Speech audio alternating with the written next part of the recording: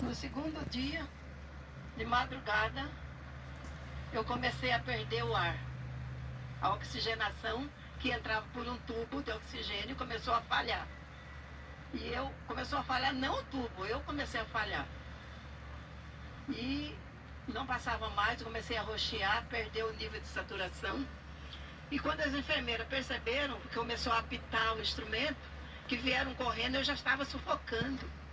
E aquelas enfermeiras correndo, tentaram desobstruir a minha garganta de todas as formas, não conseguiram, e saíram correndo para chamar o médico de plantão que estava deitado. Devia ser 3 horas da manhã. E naquela hora que elas vão chamar o médico, eu estava perdendo totalmente o oxigênio. Meu coração, meu pulmão estava pegando fogo. E de repente eu vejo as 2 enfermeiras correndo de volta com o médico no corredor para me acudir. Aquele médico corria, as 2 enfermeiras corriam atrás. Mas de repente passa outro médico por eles, chegou na frente deles e foi direto no aparelho da minha garganta e tirou o aparelho. Quando tirou, o oxigênio entrou no meu peito, nos pulmões, e eu comecei a respirar e a voltar devagarzinho, porque eu já estava tonta e já quase não estava mais enxergando. E eu comecei a respirar. E o médico chegou correndo. O que aconteceu? Ele disse, foi por um triz que nós não perdemos ela. Foi por um triz. Mas o que aconteceu? Formou uma bolha, uma rolha, dentro do tubo de oxigênio. E essa rolha de ar impediu o oxigênio de entrar no meu pulmão. Aquele ser estava do lado. E naquela hora que eu olho para ele, ele estava arrancando os fios de cabelo que ele tinha na cabeça. De raiva, porque ele tinha provocado aquilo. Aí ele caiu no chão e não se levantou mais. Mas o mais incrível, irmãos, de tudo isso, é que aquele médico que entrou correndo, que não estava dentro daquele hospital, não era médico do hospital e nem do UTI. Você sabe quando que eu encontrei com aquele médico? Eu encontrei com aquele médico 1 ano depois. Aquele médico, não sei se alguém conhece, chama Walter Malheiros. É um médico pneumologista. Aquele médico, um ano depois, eu fui em busca daquele médico.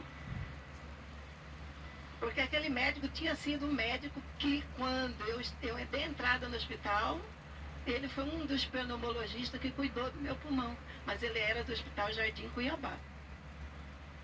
E eu não conhecia, porque eu estava em coma durante aquele tempo. Não conhecia esse médico. Então, anos depois, eu fui conversar com esse médico, fazer alguns exames dos meus pulmões, para ver como que estava. Fui procurar um pneumologista. E quando eu chego nele, que começo a conversar com ele, ele diz para mim, eu salvei a sua vida lá no Hospital Modelo.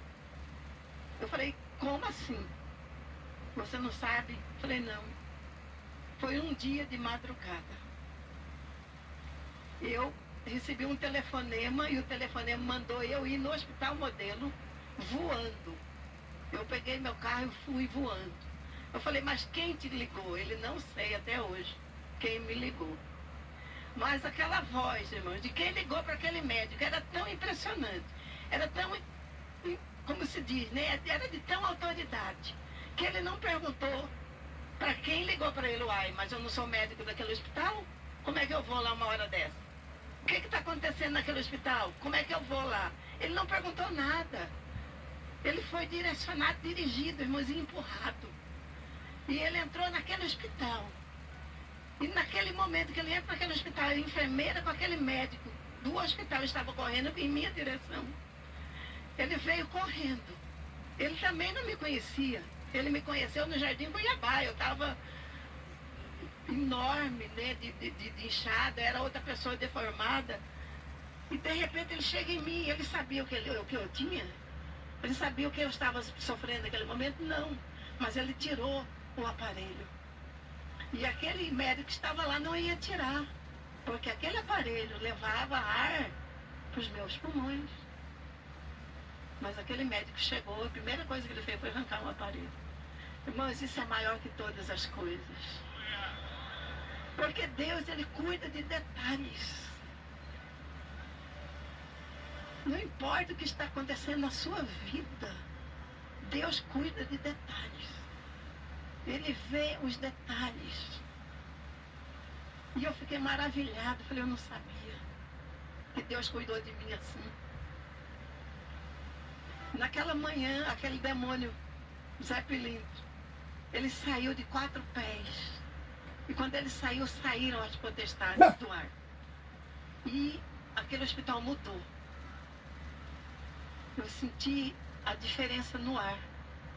E o Espírito Santo disse para mim, terminou a sua prova.